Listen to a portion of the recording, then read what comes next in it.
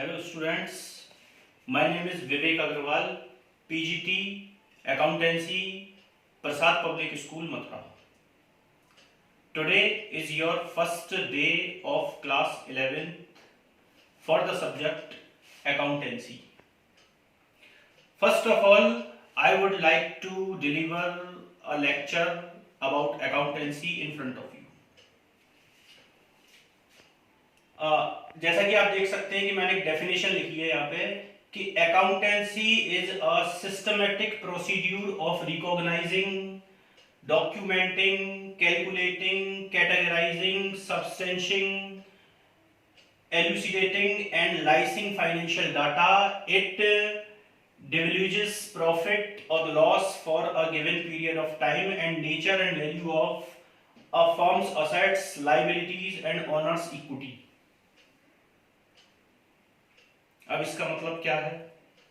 इसका मतलब यह है कि लेखांकन व्यवसाय के वित्तीय प्रकृति के व्यवहारों को पहचानने, उनका वर्गीकरण करने, अभिलेखन करने, संक्षिप्तीकरण करने, परिणामों का निर्वचन करने की कला है। देखिए, हम पहली बात तो यह है कि जहां बिजनेस एग्जिस्ट होता है वहीं अकाउंटेंसी इन्वॉल्व होती है। If there is no business there is no accountancy.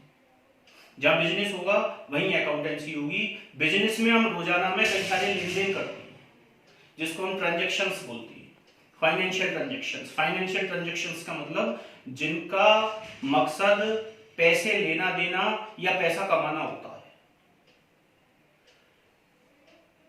है। राम से माल खरीदा, मोहन से माल खरीदा, हरि को माल बेचा, हरि से पैसे मिले, मोहन को पैसे दिए। These all things are financial transactions. In financial transactions को रिकॉग्नाइज करके, डॉक्यूमेंट बना के, कैलकुलेट करके, कैटेगराइज करके, सब्सटेंशिंग करके, एल्यूसिडेटिंग करके, लाइसिंग करके हम जो क्रिया करते हैं वो अकाउंटेंसी है। मैं इन सारी वर्ड्स का आपको अलग अलग मतलब भी बता देता हूं। सिस्टमैटिक का मतलब है बाकायदा या तरीके से या यथाक्रम। प्रोसीड्यूर का मतलब है कि कार्य प्रणाली या व्यवहार। रिकॉग्नाइजिंग का मतलब है प्रमाणित करना। डॉक्यूमेंटिंग का मतलब है कि प्रमाणों का प्रस्तुतिकरण।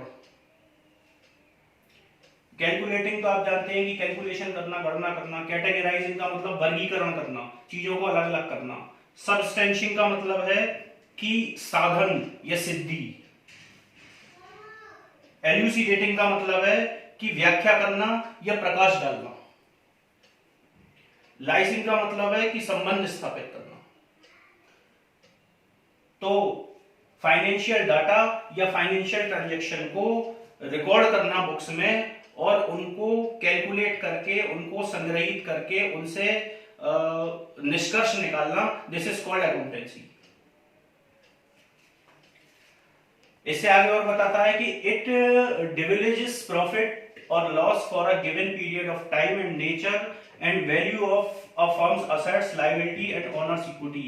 ये जो अकाउंटेंसी है ये हमें बताता है कि एक टाइम पीरियड में किसी बिजनेस फर्म का प्रॉफिट या लॉस क्या होगा, किसी फर्म की असेट्स क्या होंगी, लायबिलिटी क्या होंगी और उसके मालिक की इक्विटी या उसके मालिक की क्षमता या उसके मालिक की पूंजी क्या होगी, ये बताती है हमें अकाउंटेंसी। अब जो आपके सिलेबस में 11th क्लास के सिलेबस में जो चैप्टर्स हैं वो चैप्टर्स मैंने नोट डाउन किए हैं, चैप्टर 1 से लेके चैप्टर 11 तक। देखिए, चैप्टर फर्स्ट में एक बार बोल लेता हूं आपके सामने, इंट्रोडक्शन टू अकाउंटिंग। चैप्टर 2 है theory base of accounting. Chapter 3 है recording of transactions first. Chapter 4 है recording of transactions second. Chapter 5 है बैंक रिकॉन्सिलिएशन स्टेटमेंट। चैप्टर 6 है trial balance and rectification of errors. Chapter 7 है depreciation, provisions and reserves. Chapter 8 है bills of exchange. Chapter 9 financial statements first. Chapter 10 Financial Statements 2, Chapter 11 Accounts of Incomplete Record। तो अभी आप लोगों का काम यह है कि जितनी भी चीजें मैंने आपको बताई हैं इसको नोट डाउन करें एक फेयर नोटबुक में। इससे आगे का काम हम आगे सीखेंगे। अभी मैंने आपको जानकारी के लिए अकाउंटेंसी की डेफिनेशन समझाई है और आपका जो 11th क्लास का सिलेबस है अकाउंटेंसी का वो आपके सामने रखा।